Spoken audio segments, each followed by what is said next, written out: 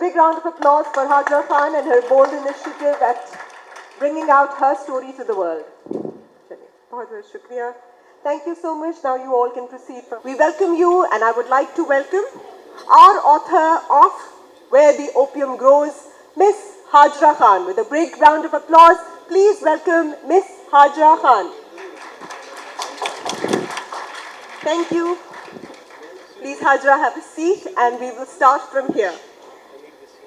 Where the Opium Grows एक बहुत ही खूबसूरत किताब है. जब आप सबको मिलेगी और आप पढ़ना शुरू करेंगे अपने जहन को बिल्कुल क्लियर करके, तो आपको पता लगेगा कि किस तरह से ये हर उस लड़की की कहानी है जो कि पाकिस्तान जैसे माशरे में काम करना शुरू करती है. चाहे वो मैकडॉनल्ड्स पे खड़ी हुई लड़की हो, चाहे वो किसी मीडिया पे आए, चाहे वो जिस भी स्टेप पे आए, उसे वही सारी बातें सुननी पड़ती हैं. एक्ट्रेस होना तो बहुत दूर की बात है. एक छोटा मोटा कहीं पे भी नर्स हो, एयर होस्टेस हो, बस होस्टेस हो, जो हैरेसमेंट एक खातून को फेस करनी पड़ती है, ये उसी स्ट्रगल्स का एक हिस्सा है. इस बुक के अंदर बहुत सारी छोटी छोटी ऐसी खूबसूरत अल्फाज में चीज़ें लिखी हुई हैं कि जब इंसान पढ़ता है तो वो रिलेट करता है, उसे समझ आती है कि ये तो मेरी ही कहानी है, लेकिन शायद मुझ में इतनी हिम्मत नहीं कि मैं आके लोगों के सामने कह सकूं. क्यों नहीं? इसलिए क्योंकि जज करने में लोग बिल्कुल देर नहीं लगाते. लोग एक सेकंड लगाते हैं और पूरा का पूरा अपना एक जजमेंट दे देते हैं बगैर जाने कि अगला किन चीज़ों में से गुजरा है. क्वेटा की छोटी छोटी गलियों और ऑप्रेस से ख़ानदान में पैदा हुए एक लड़की जो पढ़ी लिखी, जिसने आगे बढ़ा, जो बाहर भी गई, जिसने अपने कंट्री को भी रिप्रेजेंट किया और हमेशा समझा कि काइंडनेस क्या है. मैं आप सबसे रिक्वेस्ट करती हूँ कि एक दफ़ा बैठ जाइए. जब हम बुक को डिस्कस ही कर रहे हैं तो आपस में कॉन्वर्जेशन हम बाद में करेंगे. पहले हम हाजरा से उन्हीं की ज़बानी पूरी बुक को सुनेंगे, समझेंगे कि उन्होंने ये किताब क्यों लिखी, क्यों समझा ज़रूरी कि इस औरत की ये कहानी आपको सुनाई जाए. Where the Opium Grows is all about वहाँ जहाँ ड्रग एडिक्शन, जहाँ women exploitation, जहाँ पॉलिटिशियंस और बड़े बड़े लोगों का होल्ड आपको क्रश करके रह जाता है. So thank you so much for joining us. I would request you all to please remain silent and attentive during our entire conversation. तो आप बताइए अपनी इस जर्नी का सफ़र, initially being from Quetta and oppressed society, और जैसे आपने मेंशन किया था उस बुक की शुरुआत में, please remain silent so that we can continue. उस बुक की शुरुआत में जो एक खूबसूरत सा वर्ड है कि जब आप ओपियम की बागात में से गुजरती हैं, उस फ्लावर को देखती हैं, तो आप कहती हैं ये फ्लावर कितना खूबसूरत है, लेकिन गन तो लोग उसमें से भी निकाल लेते हैं, ठीक हमारे माशरे की तरह. उसी पे शुरू कीजिए ऑन दैट स्टार्टिंग नोट. जी, thank you so much and welcome everybody who's here.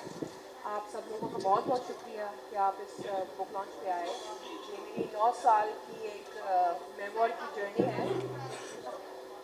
थोड़ा हेलो, नहीं आ रही आवाज़? हेलो, आई थिंक ये माइक में थोड़ा सा है प्रॉब्लम. हेलो हेलो,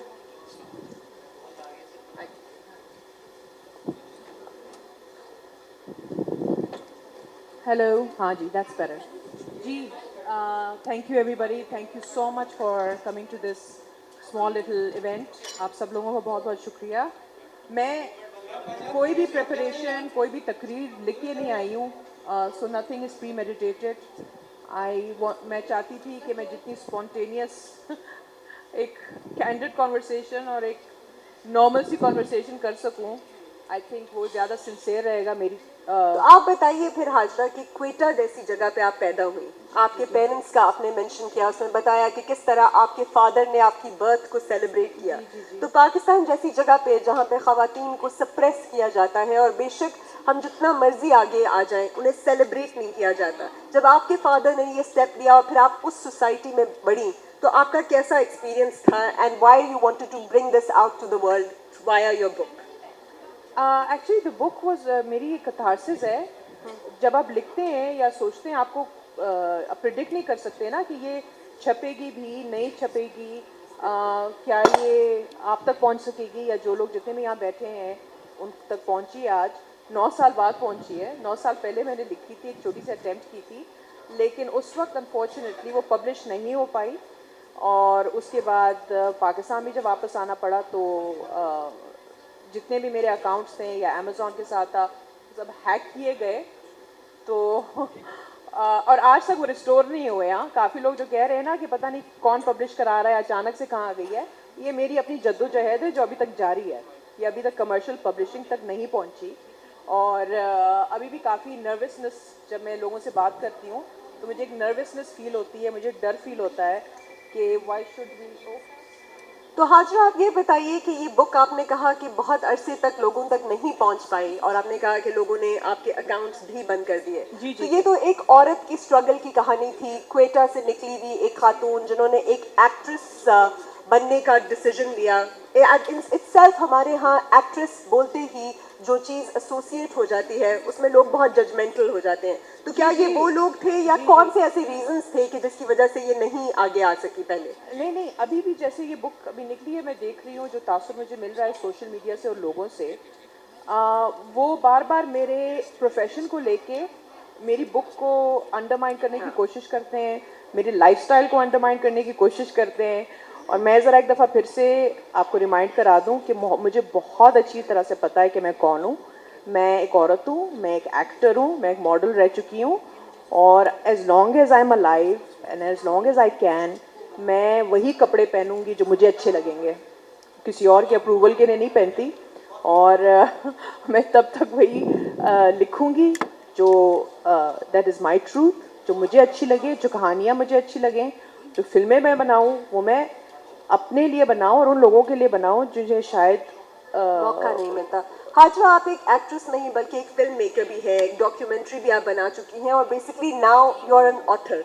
तो आप तो पूरे के पूरे माइंडसेट को अब कंट्रोल भी कर रही हैं। जो बात आपने की वो बिल्कुल वाजे है और उन्होंने कहा कि she realises and she owns that she is an actress and she is responsible for her choices. हम लोग एंजेलिना जोली हो गई, कोई भी इंटरनेशनल एक्ट्रेस को तो बहुत एक्लेम देते हैं, पर हमारी अपनी एक्ट्रेस जब सामने आती है तो हम क्यों उनकी कैरेक्टर असैसिनेशन की तरफ चले जाते हैं, उनकी काम के ऊपर, उनकी टैलेंट के ऊपर बात नहीं करके, बल्कि उनके प्रोफेशन को एक डेरिगेटरी नज़र से देखते हैं। आपने इस बुक में भी ये मेंशन किया और फिर आपने जितने लोगों के साथ एसोसिएशन दिखाया उस बुक में, उनके बारे में और उनके माइंडसेट में भी एक्टिंग करना क्यों बुरा समझा जाता था। हालांकि हमारे यहाँ एक्ट्रेसेस हैं, एक्टर्स भी हैं, उनको बहुत सराहा भी जाता है, लेकिन उसी टाइम फ्रेम में उसी वक्त उनको नीचे क्यों देखा जाता है? ये ऐसे कहते हैं ना, अंग्रेजी में क्रैब मेंटालिटी कहते हैं। तो कोई भी हो जो थोड़ा सा निकलने चाहे ना अपने उससे बास्केट से, तो बाकी क्रैब्स जो होते हैं ना उसको पुल डाउन करना चाहते हैं। आप कोई भी प्रोफेशन ले लें, आई मीन वैसे तो आप मैं तो गवर्नमेंट ऑफिस में नहीं हूँ, तो जिस दिन मैं होंगी तो दिन आप मुझे अकाउंटेबल ठहराएं कि मैंने किसी खजाने से तो नहीं किसी के पैसे चुराए हैं, या मैंने किसी प्लॉट के ऊपर रिश्वत तो नहीं ली ना। अगर मैं लूँ देन आप मुझसे सवाल जवाब ज़रूर करें। ठीक है, आपको मुझे मेरी साड़ी का कलर नहीं पसंद होगा या मेरा मेकअप नहीं पसंद होगा, वो उससे मुझे कोई फ़र्क तो पड़ेगा नहीं ना आपको। तो I am very unapologetic about my choices because those are mine, those are personal and वो उससे किसी को तकलीफ नहीं पहुँचती। तो अगर मैं किसी के बारे में बात करती हूँ जो शायद किसी के बहुत ही आइडल हो, या वो मेरा पर्सनल एक्सपीरियंस है, वो किसी और का नहीं हो सकता, दैट्स माय पर्सनल एक्सपीरियंस और दैट्स माय ट्रूथ। तो डर मुझे तब लगता है ना अगर मैंने झूठ बोला होता। तो अगर ये जो बुक है ना, ये सबसे पहले उन्हीं के पास गई थी पब्लिश होने से पहले। तो जिसके बारे में मैं लिख रही हूँ, जो कुछ भी मैंने लिखा है, उनके पास सबसे पहले गई है। तो that will tell you that I didn't have, मुझे कुछ छुपाने की कोई ज़रूरत नहीं थी। कोई बात आपके पास तो छुपाने की वाकई ज़रूरत नहीं थी and you were all upfront and open about it. जिनके बारे में ये बुक है, जो ये बात करती है, उसमें ड्रग्स की बात भी होती है, उसमें हमारे बहुत इंपॉर्टेंट पॉलिटिकल फिगर्स के बारे में भी बात होती है और उन आइडल्स के बारे में बात होती है जिनको आइडल बना के यंग लड़के लड़कियां अपनी पूरी ज़िंदगी शेप करते हैं। आपने इसमें दिखाना चाहा कि ये आइडल क्या एक्चुअली उन सारे मयार के ऊपर पूरा बैठता है कि नहीं। और इसमें जो आपने एक बात बहुत अच्छी की कि उन्होंने कहा कि it's not the personal choices that any person makes but there policies on a national front. जैसे आपकी बात करें तो आपकी अब फिल्मों के ऊपर हम बात कर सकते हैं, आपका फिल्म कैसा था, आपकी ड्रामा में परफॉर्मेंस कैसी थी। उसी तरह जिस शख्सियत की आपने बात की है, आपने जिनको हाईलाइट किया है, आपने उनकी पॉलिसीज पे बहुत बात की। आपने कहा कि there was a lot of contradiction between what he was saying और प्रिटेंडिंग और portraying to the world out there and what was actually happening. तो इनके बारे में आप थोड़ा सा बात करेंगी कि वेयर वाज द कॉन्फ्लिक्ट? देखिए, this is not a love story. मैं बार बार यही सुबह भी मैं एक इंटरव्यू पे कह रही हूँ, ये कोई लव स्टोरी नहीं है. ये एक आइडलाइजिंग, अप्रिसिएटिंग और एक पॉलिटिकल मूवमेंट का एक हिस्सा होना, और ये समझना कि may be this is a great choice for us, for the country, और उसकी डिसइल्यूजनमेंट है. और वो जो मेरे अपने चॉइसेस हैं या मेरी कमज़ोरियाँ हैं या मेरी नाइविटी आप कहते हैं या बेवकूफ़ियाँ कहते हैं, मैंने सबसे पहले उसका एहतसाब किया है. मैंने अपने पेरेंट्स की बात भी मुझे कभी कभी याद आती है कि प्रोफेशन में नहीं जाओ. मैं कहती नहीं, क्यों नहीं जाएं, क्यों पढ़े लिखे लोगों ने नहीं आना. एक्टिंग तो बहुत अच्छी चीज़ है, writing is a wonderful art, being a performer is a wonderful thing. यही चीज़ें तो करनी है. मतलब डॉक्टर भी बन जाती है, कुछ और भी बन जाती है, बट मुझे ये करना है. फिर जब मैं इंडस्ट्री की वो जो डार्कनेस देखी ना, जो एग्जिस्ट करती है, मुझे उनकी बातें बड़े हॉन्ट करती थी कि वे आप कैसे डिफेंड कर सकते हैं जब आप खुद उसमें आ जाते हैं, उस लपेट में आ जाते हैं, जो माँ बाप के जो रिजर्वेशंस होते हैं. और मैं बिल्कुल समझती हूँ कि आप कहते हैं लोग इसको अच्छा क्यों नहीं समझ जाते. बात उस काम की नहीं है. आर्ट बेहतरीन चीज़ है. To be an artist is a wonderful thing. Writer हो, परफॉर्मर हो, कोई भी हो. मसला is the business side of it. मसला जो है is the social side of it. और इससे अब आप आंख नहीं चुरा सकते कि ये जो रैकेट्स हैं ये किस तरह आपस में एलीट्स को सपोर्ट करती हैं और उनके लाइफस्टाइल को सपोर्ट करती हैं. बिल्कुल. तो आपने ये एक्चुअली स्टेप लिया, और ये स्टेप थी एक ऐसी लड़की की, और ये कहानी लिखने का मकसद ये था कि जितनी भी और लड़कियां हैं जो एस्पायरिंग हैं वो इन रैकेट्स का हिस्सा मत बने, क्योंकि जितने भी इम्पोर्टेंट लोग हैं वो उनको अपनी लपेट में ले आते हैं, उन्हें फिर एक्सप्लॉइट करते हैं और वो मुस्तकिल तौर पे एक्सप्लॉइट होती रहती हैं. प्रोफेशन कोई भी बुरा नहीं होता, और आर्ट स्पेशली और फिल्म मेकिंग और एक्टिंग अब एक ऐसा मीडियम है जो हर इंसान के जहन पे जाके मुतासर करती है. बल्कि राजीव गांधी ने भी कहा था ना कि अब हम इस तरह से इस सेंचुरी में आएंगे, और आपकी बुक में भी गांधी की रेफरेंस पे आपने बताया कि किस तरह से आगे से आपको रिजेंटमेंट मिली, जबकि हमें हर उस शख्स की अच्छी बात को एडॉप्ट करना चाहिए और जो भी हमारे अंदर के फ्लॉज या हिपोक्रेसीज है उनको निकालना चाहिए. तो this book is a step against hypocrisy, right, and hypocrisy of people who start to believe that they are perfect ideals, or so much so that they are prophetic while doing a lot of wrong inside. तो उसके ऊपर थोड़ी सी रोशनी डाली है. जी, मुझे किसी ने एक दफ़ा कहा था कि we are consequences of each other. हम सब जो होते हैं ना, जब आप किसी से मिलते हैं, they're all consequences of our actions. तो कभी कभी मैं सोचती हूँ कि ये जो आ रहा था, जब मैंने 2014 में जब मैंने रियलाइज़ किया कि मे बी जिस इंसान को अभी हम एक प्रेशर ग्रुप की तरह देख रहे हैं, या उसको मसीहा की तरह देख रहे हैं, या उसको ऐसे देख रहे हैं कि वो एक हीरो है या वो इस कौम को बचा लेगा, वो हमारी भी बड़ी एक नाइविटी थी और अभी तक है.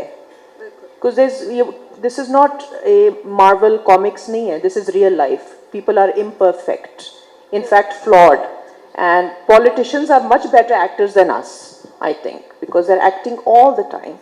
ट्रम्प का मुझे अभी तक वो कोट याद है, बहुत पहले सालों में उन्होंने कहा था कि अगर मैं कभी इलेक्शन लड़ूंगा तो मैं रिपब्लिकन बन के लड़ूंगा, because they are the dumbest voters. आप कुछ भी कह दें, दे विल बिलीव इट. उनको अपनी टारगेट्स पता हैं, उनको अपने डेमोग्राफिक्स पता हैं. तो ये जो है, मतलब हमारे यहाँ तो सबसे ज़्यादा बिजनेस मज़हब के नाम पे किया जाता है ना, तो ये अगर करते हैं वो उससे प्रॉफिट करते हैं ना. लेकिन उनकी ज़ाती ज़िंदगी में वो इस तरह के लोग थोड़ी हैं. वो तो वही लोग हैं जो दिन के टाइम हमारे जैसे लोगों के ऊपर बोलते हैं कि नहीं, इसने ये साड़ी इस कलर की क्यों पहनी है, ये पूल के सामने तस्वीर क्यों लगाई है, वो फला बीच में अपने शौहर के साथ क्यों वेकेशन पे जा रहे हैं. उनका नहीं लेना देना आपसे.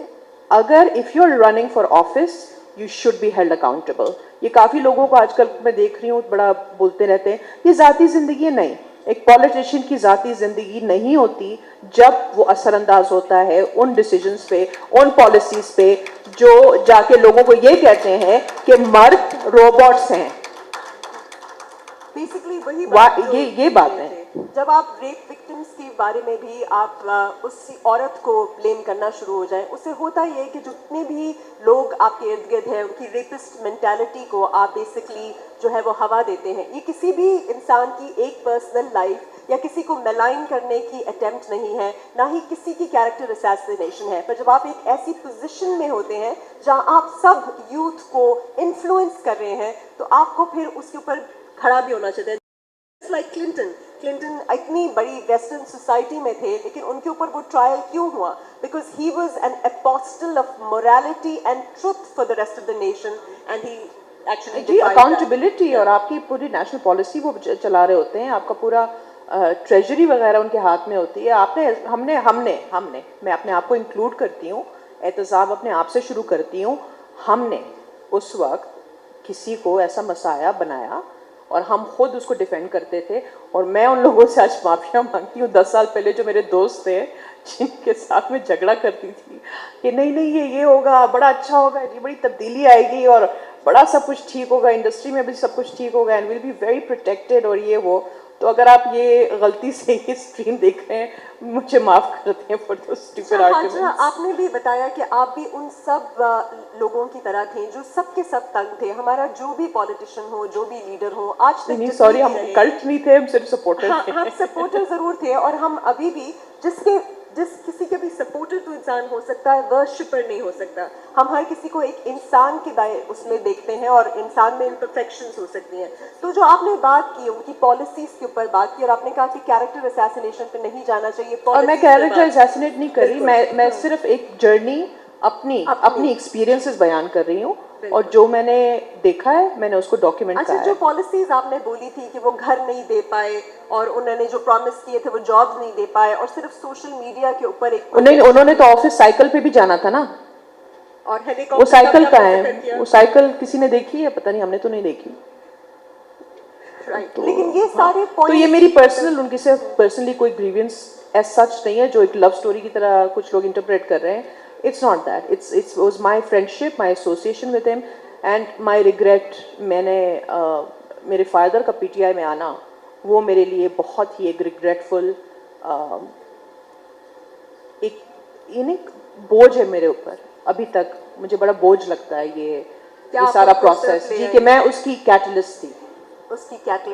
तो बेसिकली आपका मकसद इस बुक को लिखने के हवाले से ये था कि आप उन लोगों को जो डिसइल्यूजन में होते हैं रिगार्डिंग एनी पॉलिटिशियन और any figure for that matter, आप उनका वो वाला आइडल ब्रेक करें और उनको बोले कि वो काउंटर। मेरी रिस्पॉन्सिबिलिटी बिल्कुल भी नहीं है कि किसी और की डेमोक्रेटिक ख्वाहिशात क्या हैं, उनकी इंक्लिनेशन क्या है। मैं किसी को चेंज करने नहीं आई, मैं सिर्फ अपने एक्सपीरियंसेस डॉक्यूमेंट करने, उनकी कैथारसिस करने।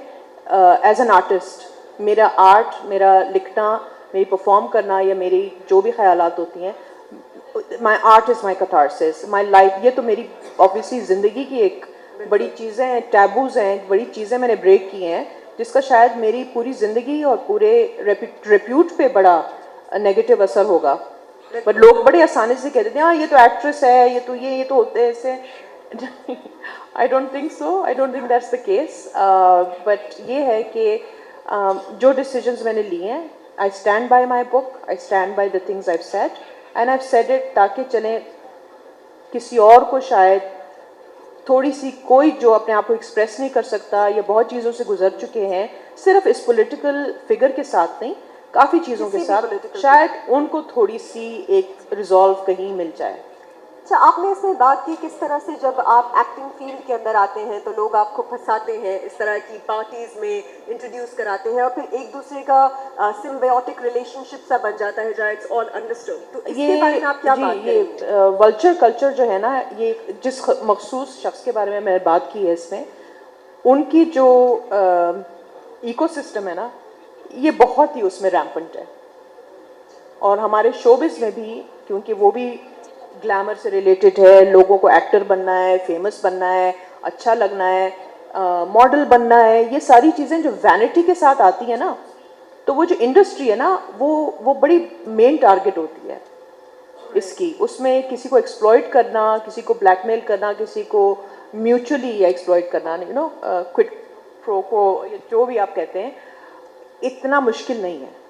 स्पेशली मैं जानती हूँ बहुत हम्बल बैकग्राउंड से जो लोग आते हैं, they have dreams, they have bills to pay, they have responsibilities, और ये सिर्फ इस इंडस्ट्री में नहीं हो रहा। यकीन करें, आप अपने मुल्क में कहीं भी किसी भी इंडस्ट्री में चले जाएं, आप बैंकिंग में चले जाएं, अभी वो स्कूल का इतना बड़ा स्कैंडल आया था, स्कूल्स का शॉकिंग। तो आपने ये भी बताया कि किस तरह से एक स्कूल में जब एक बच्चा जाता है तो उसको एक प्रोटेक्टेड एनवायरनमेंट चाहिए, स्पेशली क्वेटा जैसी जगह पे। उस पर भी आपने हाईलाइट किया कि कैसे वो जो टीचर्स हैं वो बच्चों को मार रहे होते हैं, उन्हें टेरिफाई कर रहे होते हैं। फिर आपने वो बातें सारी की कि हमारे अंदर से काइंडनेस चली गई है, मतलब एनिमल्स की काइंडनेस Empathy, नहीं है, empathy, हाँ एम्पैथी जी, नहीं है। as a और nation। हम जब काइंडनेस की एब्सेंस को देखते हैं तो उसे हम रिलीजियस उस ग्राउंड्स पे नहीं करते। हम सिर्फ औरत के लिबास को रिलीजन पे जरूर करते हैं, लेकिन हम काइंडनेस और जो इखलाक होता है उसको बिल्कुल भी इम्पोर्टेंस नहीं नहीं नहीं, देते। अखलाक आप ट्विटर पे चले जाएं, आप अखलाक का जो जनाजा वहाँ पे निकलता हुआ नजर आता है ना सुबह शाम, अखलाकियात की तो आप बात ही नहीं करें अभी। वो तो हमें है ही ना, में बर्दाश्त है ना, में इतनी पोलराइज्ड हो गई है सोसाइटी। कम से कम वो 9 साल पहले जब ये सब ड्रामा शुरू हुआ था, ये शार्लेटन ही कहेंगे आप ऐसे लोगों को, कम से कम इतनी पोलराइजेशन नहीं थी जो अभी इस वक्त है। तो बेसिकली इस बुक का मकसद यही है कि जो पोलराइजेशन है या इनटॉलरेंस है या ये वाली एक अप्रोच हो गई है हमारी टुवर्ड्स एवरीबडी, कोई भी एक है वो दूसरे की बुराई नहीं सुन सकता, बर्दाश्त नहीं कर सकता, और हम अपने ही नेशन के अगेंस्ट जा रहे हैं। एंटी नेशनल सेंटिमेंट है, आपने उसको भी दिखाने की कोशिश की है। So don't you think this is a good service you have actually given, where you have opened the eyes of a lot of people and the youth out there and a lot of women out there? हाँ, I should hope so, लेकिन मैं अपने आप को एक hero नहीं समझती। आई सी के आई am just an ordinary person. I was a girl from Quetta and I got very lucky. मैं इसीलिए कहती हूँ हमेशा लोगों को कि कोई भी मेरी जनरेशन के हों, जिनके मैं बच्चे देख रही हूँ, कि कोशिश करें कि अपनी बेटियों को ना सेल्फ एस्टीम घर से सिखाएं। ये जो सेल्फ एस्टीम है ना, it all comes down to that कि अपने आप को कभी भी इतना किसी के लिए गिराना या अपने वैलिडेशन किसी और से सीख करना, भले वो फेमस हो, भले वो गुड लुकिंग हो, भले वो कुछ भी हो, बट अपनी सेल्फ एस्टीम जो है ना, दैट इज़ वो घर से आपकी बनती है। Never put your girls down, even boys. I think boys are also going through a great deal, उनके अपने इश्यूज़ हैं। हम लोग हमेशा औरतें होती हैं, औरतों के इशू के बारे में बात करते हैं। मी टू मूवमेंट जब शुरू हुआ था ना, मैं उसको बड़ा क्लोजली फॉलो कर रही थी। हंगर गेम्स के जो डायरेक्टर थे ना, उन्होंने बड़ी अच्छी बात की थी। ही सेड हॉलीवुड में जब औरतें बड़ी वोकल हुई मी टू के बारे में और काफ़ी मर्द भी हुए, तो मैं जो मेन एक्टिविस्ट थी उनके पास गया, मैंने कहा what about the kids, what about the kids, because बच्चों की जो हरासमेंट और अब्यूज़ है, दैट्स बिग थिंग। सो काफ़ी लोगों ने उनको ना ब्रश ऑफ किया। Right. So you know we have to focus on all of आपने it. में भी मेंशन किया कि आपकी एक कॉन्वर्जेशन में ये पीडोफिलिया का जिक्र था या डिजायर टू बी। हम किसी पर्सनल अटैक के ऊपर नहीं जाते, लेकिन एक ऐसा माइंडसेट के ऊपर जरूर जा सकते हैं। जब आपका जो नाम है where the opium grows, about addiction, specially about cocaine addiction, जिसमें आपने अपने भाई के बारे में भी जिक्र किया, फिर उनके बारे में भी जिक्र किया कि ये सब के सब कोकेन रैकेट के अंदर थे। And specially when you take that much amount of intoxication, you are not able to take rational decisions and start having weird fantasies that you start sharing, and how dangerous it can be to have an entire country running on that. तो इसके ऊपर थोड़ी सी बात करें, especially on opium addiction, on meth and ice and cocaine that we have in our society, and how we can actually fight it. You see, I can only say this as a family member. My brother has been an addict for a long time. और ये काफ़ी लोग जो families वगैरह हैं, मैं उनसे इतना सिंपथाइज़ करती हूँ, इतना सिंपथाइज़ करती हूँ कि जिसके घर में एक ड्रग एडिक्ट होता है ना, वो एक हेल की तरह होता है आपके लिए। अपने माँ बाप को मैंने जिस तकलीफ़ से देखा है ना गुजरते हुए, टू हैव एक ही इकलौता बेटा who is a meth addict, उसके साथ रहना, सोसाइटी में फेस सेविंग करना, अपनी फैमिली वगैरह को प्रोटेक्ट करना कितना मुश्किल रहा है उनके लिए। और जितनी भी फैमिलीज़ हैं ना, मैं वो ये कहूँगी कि इसको छुपाने से या ब्रशिंग इट अंडर ड्रग, और ये जो हमारे यहाँ एक माइंडसेट है ना, शादी करा लो तो ठीक हो जाएगा। मैं हमेशा अपनी वालदा से कहती थी कि ऐसा कभी भी नहीं होगा, कभी भी खुदा के लिए किसी लड़की का घर बर्बाद मत करें। आपको अच्छी तरह पता है कि आपके बेटे एक बीमार है, ही सिक, इट्स अ डिजीज। लड़की का घर हो या मुल्क हो जी, या जी, माशरा हो, किसी भी ऐसे किसी भी इंसान चीज़ के को साथ नहीं संदर्भित करना करता। चाहिए। अब हमारे साथ हाजरा हमारे साथ मौजूद हैं इरफान अहमद उर्फी साहब, बहुत ही बड़े कॉलम निगार हैं, ऑथर हैं, और वो शेयर करेंगे अपना रिव्यू इस किताब के ऊपर। मैं वेलकम करती हूँ इरफान अहमद उर्फी साहब को, and I would like him to come forward and share a few words. Film maker भी हैं, बहुत सारी फिल्में भी आपने देखी, बाजी और बेशुमार और projects, and a very good thinker. बहुत बहुत शुक्रिया आपका, thank you so much. You read the book, you know Hajra, what is your insight on it? जी बिल्कुल, थैंक यू वेरी मच। सबसे पहले तो मैं बहुत मुबारकबाद हाजरा को कि वो ऑथर्स की फहरिस्त में अब आ चुकी हुई हैं। मैंने अब जस्ट फिनिश द बुक, मुझे मिली कल थी तो मैंने इसको कंप्लीट किया। हाजरा के साथ तो कराची में बहुत मुलाकातें रहीं, क्योंकि मैं भी समहाउ एंटरटेनमेंट इंडस्ट्री का हिस्सा हूँ। स्टोरी टेलिंग तो हाजरा की मैंने बहुत पहले जज कर ली थी। इनके पास बहुत अच्छे वन लाइनर्स होते थे। She use to share with me कि हम इस पे ये फिल्म लिखते हैं, ये करते हैं। मैंने ये किताब पढ़ी, मुझे बड़ी इंटरेस्टिंग लगी। इसमें दो तीन चीज़ें बड़ी बहुत सी चीज़ें हैं जो बहुत मज़े की हैं। मसलन एक तो पहली बात यह है कि जो नरेशन है, रीडेबिलिटी जो है वो एक बड़ा प्लस पॉइंट है। अगरचे ये अंग्रेज़ी में लिखी हुई किताब है, लेकिन जितने भी उर्दू पढ़ने वाले लोग हैं उनके लिए भी ये मुश्किल नहीं है उसको पढ़ना। अच्छा, और फिर मैं खैर कोई क्रिटिक तो नहीं हूँ इतना बड़ा, ख़ास तौर पे अंग्रेज़ी लिटरेचर का, मगर ये है कि वो जो अंग्रेज़ी का जो असलूब है वो भी बहुत इंटरेस्टिंग है, एंगेजिंग है। दूसरी बात यह है कि मुझे थोड़ा सा, मुझे ये मेरी दोस्त भी हैं, उनको मैं एडवाइस भी कर सकता हूँ और कह सकता हूँ कि ये अगर ये she would have turned it out as a novel, ये एक कहानी की शक्ल में यह इतनी डायरेक्ट जर्नलिस्टिक अप्रोच के साथ मत ना आती। ठीक है, ऑटोबायोग्राफिकल अकाउंट है इनका, मगर ये अगर एक कहानी की शक्ल में आती तब भी ये उतना ही ज़्यादा आउटरीच करती हैं, एक तो ऑडियंस को ग्लोबली। दूसरी बात ये है कि अगर कोई ऑफ कोर्स एक्सप्रेशन और कम्युनिकेशन तो हो ही जानी थी, उससे ज़्यादा स्ट्रांगली होती। लेकिन इसमें ये होता है कि थोड़ा सा अगर आप इतना अगरचे इसमें भी आपने कुछ नाम आपने खुद शुरू में कह दिया कि अब देखिए इसमें दो जो प्रोटैगनिस्ट हैं, जो दो मेजर करेक्टर्स हैं, वो एक इमरान खान है और एक ये खुद हैं। अच्छा, वल्नरेबिलिटीज़ दोनों की और दोनों के मामलात में जितने भी इंसानी नफ्सियात है, जो इंटीरियर एक्सटीरियर है करेक्टर का, और फिर ख़ास तौर पे इधर show business industry, so called show business industry, और उधर पोलिटिकल सिनेरियो में जो मंजरनामा है। अच्छा, उन दोनों का जो ग्रीन रूम जिसे कहेंगे, बैक स्टेज, जो डार्क साइड्स ऑफ बोथ क्या कहना चाहिए, डिपार्टमेंट्स जो हैं या जो भी सेगमेंट्स ऑफ सोसाइटी हैं, उन पर ये बहुत अच्छा सोशियो पोलिटिकल कमेंट्री हो सकती थी अगर ये एक नावल की शक्ल में होता।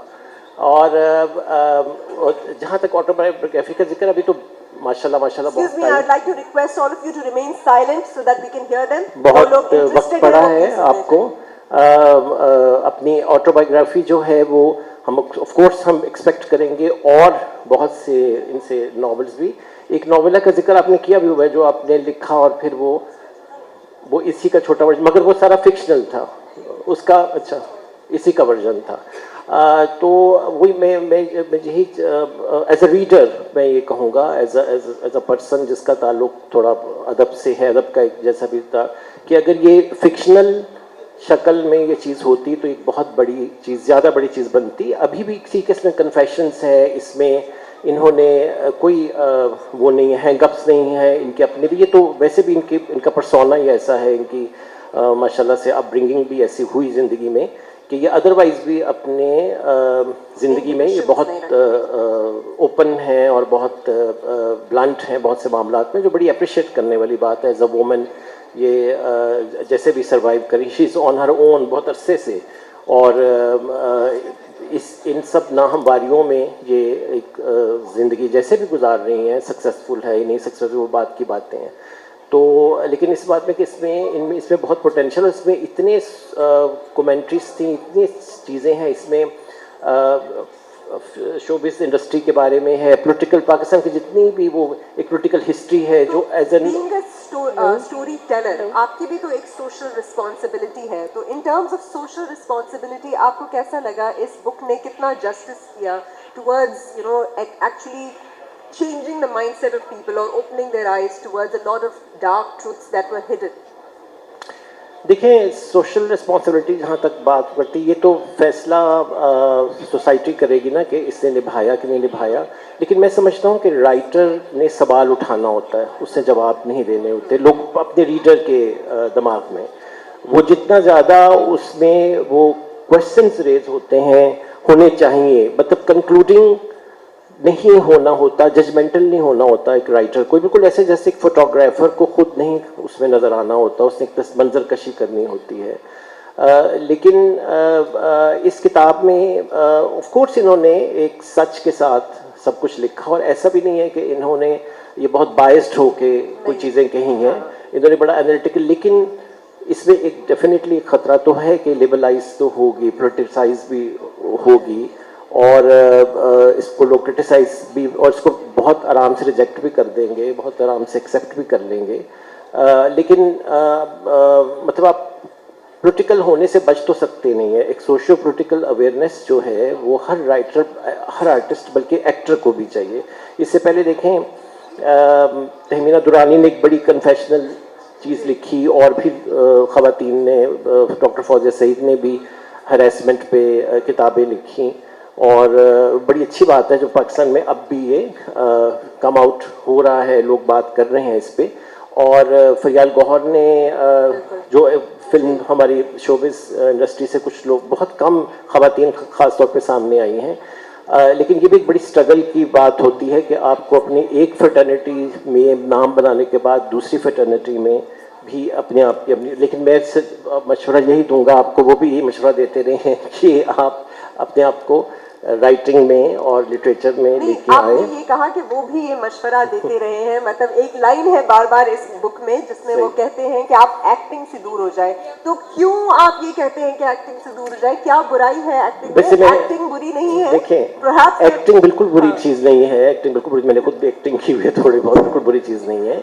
बात ये है कि जैसे उनको उनकी एक्स वाइफ भी समझाती रहें कि बात यह है कि आप काम कहाँ कर रहे हैं, किन लोगों में कर रहे हैं। मैं ये नहीं कह रहा कि हॉलीवुड या बॉलीवुड की जो इंडस्ट्री है वो बहुत ही अच्छी होगी, बहुत बेहतर होगी, बल्कि इमरान अब्बास से मैंने एक दफ़ा पूछा था, जब वो करके आया था वहाँ से फिल्म, तो मैंने से पूछा था कि वहाँ का यहाँ पे क्या फ़र्क है, तो उसने बड़ा अच्छा जवाब दिया था कि चूँकि वो बड़ा प्लेटफॉर्म है, बड़ी इंडस्ट्री है, वहाँ पर हर चीज़ एम्पलीफाइड, मतलब आप इसी मीननेस को बड़ी मीननेस कर लें, इसी गुडनेस को बड़ा गुडनेस कर लें। तो हमें देखना है कि हमारी इंडस्ट्री या हमारा पॉलिटिकल जो सीन है वो क्या डिज़र्व करता है इस तरह के ब्रेन्स के लिए कि नहीं। जैसे मैं अक्सर कहा करता हूँ कि हमारी इंडस्ट्री में, एंटरटेनमेंट इंडस्ट्री में, विद अपॉलॉजी, कि काम ना मिलना अच्छी खबर नहीं, लेकिन काम मिल जाना भी कोई इतनी अच्छी खबर नहीं है। पैसे ना मिलना कोई अच्छी बात नहीं है, मिल जाना उससे ज़्यादा नुकसानदेह। हाजरा समझ रही है मेरी बात को। लेकिन आपको नहीं लगता कि हम ही ये माशरा है, हम ही में से लीडर्स आने हैं, हम ही में से इंडस्ट्री बननी है, तो बजाय इसके कि हम ये कहें कि हम एक्टिंग छोड़ दें या काम छोड़ दें या लिखना छोड़ दें, हम ही इसको इम्प्रूव करें और हम अपनी आइडियोलॉजी और अपनी आइडियाज़ और अपने बिहेवियर को चेंज करें, जो कि हाजरा की कोशिश रही है I think by this book. मेरा ख्याल है कि इनके जो दूसरे प्रोटैगनिस्ट है वो भी उन्हीं के भी यही एम्बिशंस रहे हैं कि वो जैसे वो बहुत बड़ा इनकलाब ले आएंगे इस सोसाइटी में। वो बात आप ठीक कह रही हैं, मगर आपने अपनी स्ट्रेंथ्स भी तो देखनी है ना कि आप कहाँ पे ज़्यादा आपका पोटेंशियल जो है वो फ्रूटफुल निकलेगा। आपके अपने खुद भी तो जज करना होता है ना। बहुत से लोग इसी इंडस्ट्री में बहुत सक्सेसफुल हैं और बहुत से नहीं है, तो ये भी देखना है ना कि आप कहाँ ज़्यादा अच्छा कंट्रीब्यूट, मतलब एज अ फिलैंथ्रेपिस्ट और एज अ सोशल वेलफेयर, मैं समझता हूँ ज़ाती तौर पे, बेशक लोग डिसएग्री करें, वो ज़्यादा बेहतर नजर आए हमें। हाजरा, कुछ आप पूछना चाहेंगी before we move to the next speaker? Thank you so much, आपने हमें टाइम। हेलो, हाँ जी, काम कर रहा है? हाँ जी, थैंक यू उर्फी। मुझे ऐसा लगता है मेरे टीचर या उस्ताद को अभी बता रहे हैं कि इसको बेहतर करो, इसको बेहतर स्क्रिप्ट करो। But thank you so much and that was great feedback. आपको अच्छी लगी किताब? हाँ, नहीं, और आपको बहुत मुबारक हो इसकी बहुत खुशी हुई। बहुत बहुत शुक्रिया इरफान उर्फी साहब आपका। Thank you. This was film maker Irfan Urfi साहब with his views on the subject. और अब मैं रिक्वेस्ट करती हूँ मिस बुशरा तस्कीन साहिबा को, who is adviser to NAFTA, और वो आकर अपने व्यूज़ शेयर करें इस किताब के ऊपर और बाकी जो इस कंटेंट्स ऑफ द किताब है उसके ऊपर भी। मिस बुशरा साहिबा। There are certain things कि जब मुझे लगा, and first of all thank you for letting us know your biography. It was more like a qualitative interview, detailed qualitative interview for me as a researcher. What is happening in our society, the patriarchy that we talk about, it is more enforced by the women, like your mother. Your father was more upfront, but the women are endorsing the patriarchy more. And it struck with me when you wrote, अच्छा, और जब आपने ये लिखा कि जो wild flower है, how long it can be beautiful and you know, तब कब तक वो खूबसूरत और वो रह सकता है, और उसको कभी किसी डेंजरस चीज़ में भी चेंज होना पड़ता है। तो वो जो wild flower, all the oppressed women हैं, वो फर्टिलाइज़र बन जाती हैं इसी पेट्रियार्की की, to grow more patriarchy. The second thing that was very close to my heart and जिस पे मैं बहुत वर्क करती हूँ, वो फैमिली यूनिट itself है। और जहाँ पर आपने ये बात लिखा कि you don't go and tell, आप घर जाके एक अब्यूज़र, आउटसाइडर अब्यूज़र को इनसाइडर अब्यूज़र को नहीं बताते।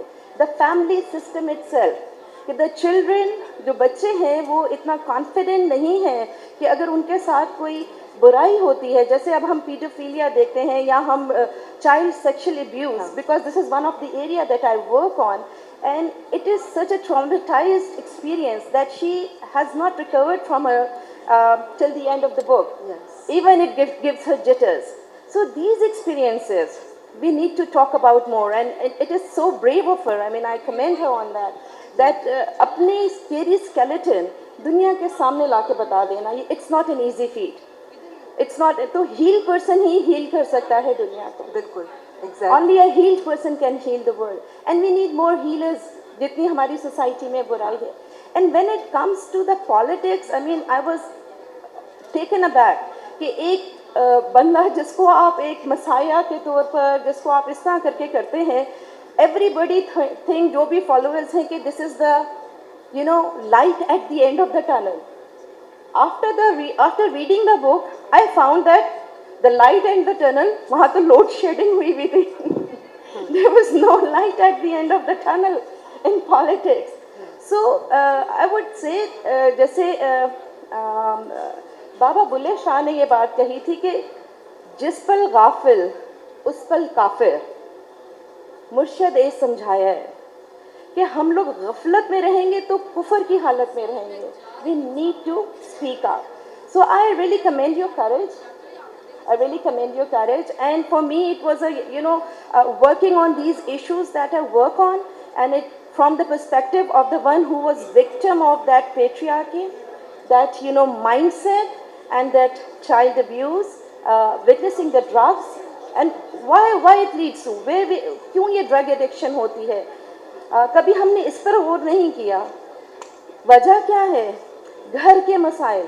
अगर आपको वो अटेंशन एज अ चाइल्ड घर में मिली होती तो आप ड्रग्स में क्यों जाते हैं? Why do you go? Because वो फैमिली सिस्टम जो है वो प्रिवेल नहीं कर रहा। खवातीन इमोशनली इंटेलिजेंट नहीं है, mothers are not emotionally intelligent, the fathers are not emotionally intelligent, the teachers are not emotionally intelligent. तो आप कहाँ से सोचेंगे कि एक बच्चा एक निकलेगा? इट टेक्स एक कहते हैं ना कि एक पूरा गांव मिलकर एक बच्चा पालता है। It takes a village to raise a child. तो ये टेक है जो मुझे लगा कि all that glitter is not gold, और जिसको हमारा जो सबसे बड़ा अलमिया है कि we have a packaging culture, कि दिखना बहुत अच्छा चाहिए और कंटेंट क्या है, वी आर सो हैंडसम होना चाहिए, हैंडसम, पैकेजिंग अच्छी होनी चाहिए। मुर्शद कह दें जी तो इसका मतलब है सारे गुनाह धुल जाते हैं आप। तो द थिंग इज़ कि जो कंटेंट है, जो सब्सटेंस है, वो किसी के लिए मैटर नहीं करता। कैरेक्टर, एथिक्स, और जहाँ लीडरशिप के मॉडल हैं, क्योंकि आई एम अ रिसर्चर, तो करंट लीडरशिप मॉडल इवॉल्व कर चुकी है एथिकल लीडरशिप की तरफ। If you are not an ethical person, you don't deserve to be a leader. So that's my take on the book. So much. अच्छा, आपने ये शुरू होने से पहले मुझसे सवाल किया था कि आप अचीव क्या करना चाह रही हैं. मैंने आपको बताया कि as usual I am just a girl who's lost in the woods finding my way. कुछ दिन पहले मैंने डॉक्टर साहिबा से उनको इनवाइट भेजा था, ठीक है. उन्होंने इनविटेशन ग्रेशियसली, वो बड़ी स्केप्टिकल थी कि कौन सी किताब है, क्या है, आप क्या करती हैं. मैंने कहा मैं एक्टर हूँ और ये किताब है. तो बहुत डर गई थी. उन्होंने कहा जी देखिए मैं तो I am just doctor and I have this life and आपकी जो बुक वगैरह है that's a little too much for me. तो मैं आप मुझे बुक भेज दें, मैं पढ़ लेती हूँ. मैंने कहा अब तो ये बिल्कुल नहीं आएंगी. बुक मैंने भेज दी. अच्छा, I never heard back from her. तो मैंने कहा डॉक्टर साहिबा तो डर गई है. मुझे लगता है इस्लामाबाद भी छोड़ के भाग गई है कि ये बुक लॉन्च होने वाली है और इस खातून ने मुझे इनवाइट किया है.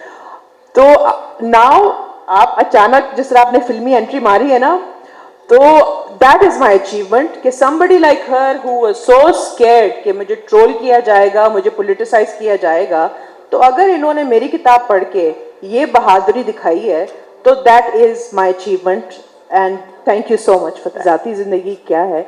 सियासतदानों की ज़ाती ज़िंदगी होती है, उनकी बीवी भी होते हैं, उनके बच्चे भी होते हैं, उनका अपना प्राइवेट टाइम होता है जिसमें शायद मुझे तो कोई इंटरेस्ट नहीं है.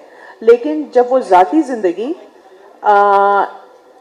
आई थिंक आपकी मॉरल जो लेक्चरर्स हैं ना, जो एक्टर्स हैं, जो आपको दिन रात आपको शायद रैलीज में ये बताते हैं कि आपसे कब्र में सवाल होगा कि अगर आपने मुझे वोट नहीं दिया, तब वो बड़ी ज़ाती हो जाती है मेरे लिए अगर कोई मुझे ये कहे, क्योंकि वो मेरे कब्र तक पहुंच गए हैं. ठीक है, अगर कोई ये कहता है कि औरतों का रेप इसलिए होता है कि मर्द रोबोट नहीं होते, फिर वो ज़ाती नहीं रहती, वो मेरी सिक्योरिटी के ऊपर आती है. ठीक है, क्योंकि मैं अगर साड़ी पहन रही हूँ ना, ये मुझे तोशा खाने से नहीं मिली, ये मैंने अपने पैसों से खरीदी है and I am a tax payer. तो जिस दिन मैं I run for the government, फिर आप मुझसे सवाल कीजिएगा कि हाजरा आपने दिन के टाइम जो भाषण दिया था ना मुझे और जो वादे किए थे मुझसे, तब आप मुझसे ये ज़ाती ज़िंदगी और मेरी ज़ाती ज़िंदगी पे सवाल कीजिएगा. If I am doing something immoral, then you have every right to question me if I'm running for office. जी कोई और सवाल पूछना चाहेगा? जी प्लीज पूछिए. आपको शुक्रिया. अपने गुफ्तगू में आपने राय का इजहार तो किया. हैदर शराजी मेरा नाम है. आपने किताब के हवाले से तो ज़्यादा नहीं, अपने राय का इजहार ज़्यादा किया है. अभी जो गुफ्तगू हुई है इस दौरान आपने इस हवाले से एक जुमला कहा कि आप बच्चियों को मैं बताना चाहती हूँ कि आपको कोई इस्तेमाल ना करे, एहतियात करें, पहले ही से वो होशियार रखें. तो क्या ऐसे शख्स के साथ आपका ताल्लुक़ जब रहा, उस वक्त आपको नहीं पता था कि आपको वो शख्स इस्तेमाल कर रहा है? और आज हम कैसे यकीन कर लें कि जो पहले इस्तेमाल हुए तो वो आज इस किताब को लिखने में शायद इस्तेमाल ना हो रहे हो, या किसी शख्स को बुरा बनाने समझने के लिए इस्तेमाल हो रहे हो? क्योंकि आप शायद मॉर्निंग शो में उनका इंटरव्यू भी कर चुकी हैं, क्या ये मतलब? जी नहीं, मॉर्निंग शो में नहीं, मेरा अपना एक टॉक शो था, वहाँ पे मैंने उस वक्त उनका इंटरव्यू किया था. क्योंकि ऐसे शख्स को आपने कहा था कि गॉड्स फेवरेट चाइल्ड. जी जी जी बिल्कुल जी. तो ऐसा शख्स इतना बुरा हो गया तो उसको अगर वो आपको इस्तेमाल कर सकते हैं, तो आज क्या ज़्यादा आपके पास समझ आ गई है कि आपको कोई इस्तेमाल नहीं कर रहा होगा? और मेरे लिए ये होगा कि आपके अपने अल्फाज हैं किताब में जो लिखे. जी जी जी thank you so much. Actually वो एक अंग्रेज़ी में एक सेइंग है ना, fool me once shame on you, fool me twice shame on me. तो अगर मैं ये जो इस्तेमाल का लफ्ज़ मैंने किया है, ये मैंने एक्सप्लॉयटेशन जो वर्क प्लेस में होती है उसके मुताबिक उस कॉन्टेक्स्ट में ज़्यादा किया है. मैं अपनी इंडस्ट्री की बात कर रही थी, जो एक्सप्लॉयटेशन होती है. तो अगर उस एक्सप्लॉयटेशन में कुछ लोगों को शायद म्यूचुअल एक्सप्लॉयटेशन कंसेंशुअली वो करें, उस पर मैं कोई बात नहीं करती. लेकिन जो लोग 19 साल के, 18 साल के, उस वक्त आपका एक कच्चा जहन होता है, अभी तो माशाल्लाह I am full grown adult. तो मेरे 10 साल से पहले जो मेरी सोच थी और जो मेरे एक्सपीरियंसेस थे, उसका एहतसाब बहुत ही क्रिटिकली मैंने खुद किया है और मैं खुद करती हूँ, जिसका इजहार मैं आज शाम को काफ़ी दफ़ा कर चुकी हूँ. तो अगर मुझे चांस मिले, मैं अपने काफ़ी सारे इस तरह के डिसीजंस जो मैंने बड़ी नाइविटी में और बड़ा हम लोग कहते हैं ना, oh it's just fun, what can go wrong, ये जो हम बड़ी आसानी से कहते हैं ना, तो वो चीज़ें अगर मैं रिवर्स कर सकती, यकीन कीजिए मैं ज़रूर करती आज, इफ आई नोन इन्होंने बेटर। कहा ना गॉड्स फेवरेट चाइल्ड, आपने कहा तो गॉड्स फेवरेट चाइल्ड तो वो है। देखिए उनकी जो अच्छाइयाँ हैं वो इस बुक में मेंशन है। जो जो चीज़ें अच्छाई थी उसी ने उनको अट्रैक्ट भी किया इनको उनकी तरफ, और बेशुमार लोगों को। और आज भी अगर वो सब के सब लोग जितने भी पावर में आते अच्छे हो जाए तो उसमें तो कोई हर्ज नहीं है। Next question please. अस्सलाम वालेकुम। अस्सलाम वालेकुम जी। वालेकुम सलाम। मेरा नाम जाहिद फारूक मलिक है। हम देख रहे हैं कि आयशा गुलालई से लेके हाजरा खां तक एक तवील दास्तान है, जिसमें रिहाम खान की किताब भी है और भी बहुत सारी चीज़ें हम देख रहे हैं। आप इस किताब के हवाले से अगर हम आपसे वन लाइनर पूछे, एक दो लाइनों में, इसको आप कैसे सम अप करेंगे समुंदर को कूजे में अगर बंद करना पड़े? इतना मुश्किल है ये, ऐसा होता तो मुझे पूरी किताब थोड़ी भी लिखनी पड़ती। वैसे आयशा गुलाली साहिबा के साथ जो हुआ दैट वाज हरासमेंट। मैंने कभी ये क्लेम नहीं किया कि I was harassed. I said I was very idealised with this person. मेरी बहुत अच्छी दोस्ती रही है, इतना कि पॉलिटिकली मेरी पूरी फैमिली उसमें commit. My father was part of PTI for a long time. And उनकी एक्सपीरियंस जो है वो आयशा साहिबा ज़्यादा बेहतर कर सकती हैं, क्योंकि उनका एक्सपीरियंस और मेरा एक्सपीरियंस एक जैसा नहीं है। और जो उनके साथ हुआ आई टोटली अंडरस्टैंड कि बहुत गलत हुआ है, एंड आई एक्नॉलेज इट। मैं वन लाइनर कोई शेर भी मुझे याद नहीं रहता कि मैं वन लाइनर दे दूँ, बट ये कि you know you live and learn, you live and learn, breaking idols. और वो गॉड्स फेवरेट चाइल्ड तो भी बहुत लोगों के लिए गॉड हो गए हैं, वो तो चाइल्ड तो नहीं रहे ना। चलिए अब हम दो सवाल और देंगे। Let's go to this side as well please. Can you please take the mic that side. मैं तीन यहाँ से तो हो ही गए थे जी। जी। I am here. चलिए प्लीज। अच्छा जी, किताब मैंने सारी पढ़ी है और शुरू से आखिर तक पढ़ी। किताब में जगह जगह जिस पर्सनालिटी का जिक्र है उनका नाम तो इमरान खान है। इस पूरी तकरीब में मैंने हाजरा को कहीं उनका जिक्र करते नहीं देखा। उसकी मुझे वजह बता दें वो क्या है। अगर तो आपने किताब में जिक्र ना किया होता तो मैं इस सवाल पे भी जिक्र ना करता। दूसरा आप ये बता दें कि उस सारी गुफ्तगू में, उस पूरी किताब में कहीं इस तरह का इंप्रेशन नहीं है कि किसी जगह पर वो साहब आपको लेके जा रहे हो, बल्कि आपने ये लिखा कि मैं उस जगह पर गई, उस जगह पर गई, उस जगह पर गई। एक गलती, दो गलती, तीन गलती, तो मुसलसल गलतियां जारी रहीं। किस स्टेज पे इंसान को होश आनी चाहिए? उसमें आपने पेरेंट्स का जिक्र किया, आपने सोसाइटी का जिक्र किया, तो गलती क्या आपकी ज़्यादा थी या आपके पेरेंट्स की थी? क्या मसला था? मेरी गलती ज़्यादा थी। अच्छा, उन शख्स का भी बता दें कि आपने किसका जिक्र किया हुआ है किताब में? इमरान के बारे में जी, उनका नाम आपने लिया अभी तक? अरे उनका नाम लेके मैंने क्या कर रहा है? उनका नाम अच्छा मिस्टीरियस रहता है ना, इवनिंग थोड़ी मिस्टीरियस रहती है, थोड़ी मिस्टीरियस भी रहनी चाहिए। ये तो फिर किताब में जिक्र नहीं। जी जी बिल्कुल, किताब में बहुत चीज़ें हैं जिसका जिक्र है। मैंने कहा थोड़ा सा मिस्ट्री रहती है, तो उनका नाम बार बार लेके। इमरान का नाम जी मैं क्या बोलूँ इमरान के बारे में? मतलब ये बताएं कि जिस पर्सनालिटी का आप जिक्र कर रही हैं वो उनका नाम इमरान खान है। जी जी जी। और गलती मेरी ज़्यादा थी, इसीलिए मैं कहती हूँ कि हम नाइविटी में और उसमें बड़ा अपनी कंसेंट से, मैंने अभी ये बात क्लियर की है कि एज कंसेंटिंग उनको बार बार देख के मिल के जो उम्मीदें होती हैं और फिर वो डिसइल्यूजमेंट की तरफ जब जाता है ना, और इस तरह सिर्फ किसी एक इंसान के साथ नहीं होता, बड़े लोगों के साथ होता है। आपकी ज़िंदगी में भी शायद होगा, बड़े लोग आपको मिलते हैं, आप बड़े इम्प्रेस होते हैं, उनका एक पर्सोना होता है। और मैं हमेशा कहती हूँ हम तो एक थर्ड जनरेशन क्रश से गुजर रहे हैं ना।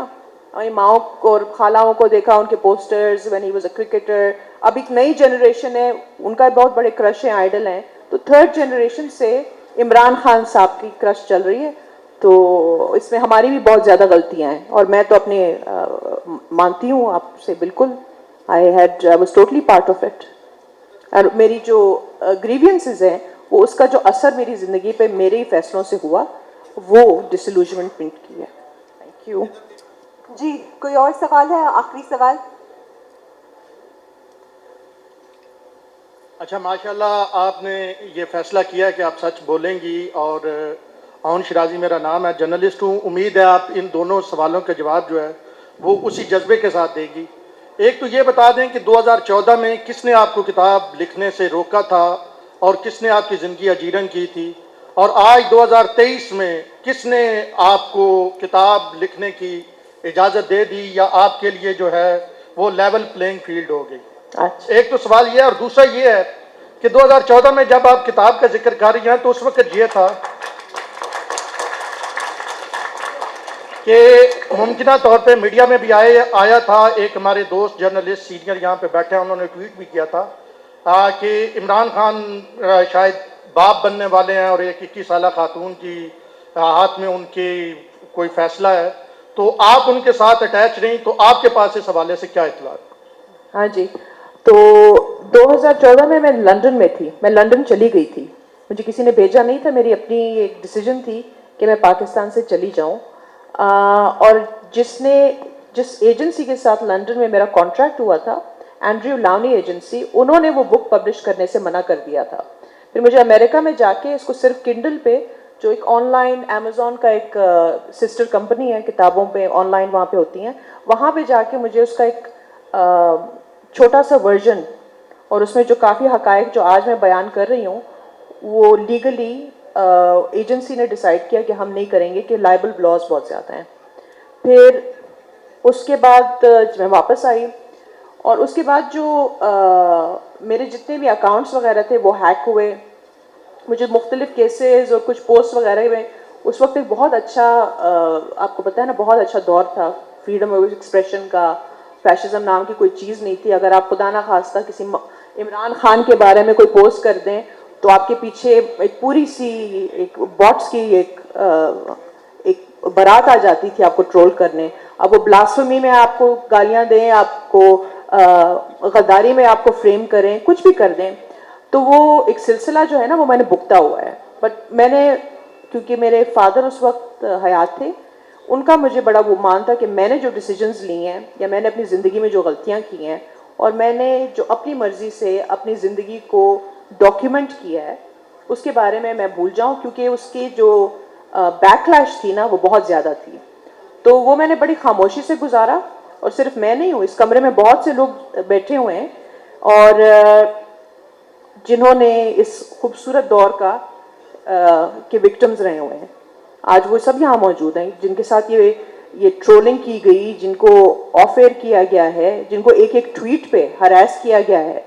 तो रही वो आखिरी बात, जिस ट्वीट का आप जिक्र कर रहे हैं, जी हाँ, उस ट्वीट का मुझे बिल्कुल अंदाज़ा है, और ये एक सच्ची कहानी है, और जिनकी कहानी है उनको भी मैं जानती हूँ, लेकिन मेरी उम्र अनफॉर्चुनेटली 21 से बहुत ज़्यादा थी तो ये मेरी कहानी नहीं है। तो जिनकी कहानी है वो अब फ़िलहाल पाकिस्तान में नहीं है, वो पाकिस्तान से बाहर हैं, और ये उन्हीं की कहानी है। और ये कहानी अगर वो खुद ही सुनाएंगी, अगर वो सुनाना चाहेंगी, वो प्रोगेटिव उनका है। मैं ये राइट नहीं रखती कि मैं उनके बिहाफ पे या उनकी आइडेंटिटी को रिवील करूं, लेकिन मैं आपको सिर्फ इतना कह सकती हूँ कि ये 100% नहीं, ये 200% एक सच्ची स्टोरी है, और ये ट्वीट बिल्कुल ऑथेंटिक थी। बहुत बहुत शुक्रिया। अब हम ऑफिशियली लॉन्च की तरफ बढ़ते हैं। मैं हाजरा खान से साहिबा से रिक्वेस्ट करूंगी कि वो ऑफिशियली बुक को लॉन्च करें। आप लोग सब बुक को पढ़िए और उसके बाद अपना ओपिनियन फॉर्म कीजिए with a clear mind, as this book is not an attempt to malign anybody, but it is just a book of revelations. जी, आप खड़ी हो जाइए और इसको इस तरह से रख के आप बुक को officially launch कर दीजिए, so that the readers out there have a clear insight on your book. चलो, keep it this way and then unribbon it. So here we go, finally after 9 years. A big round of applause for Hajra Khan and her bold initiative at bringing out her story to the world. चलिए, बहुत बहुत शुक्रिया. Thank you so much. Now you all can proceed for high tea. Thank you very much. बहुत बहुत शुक्रिया आप सबका. Thank you सुनने का. अल्लाह हाफिज़.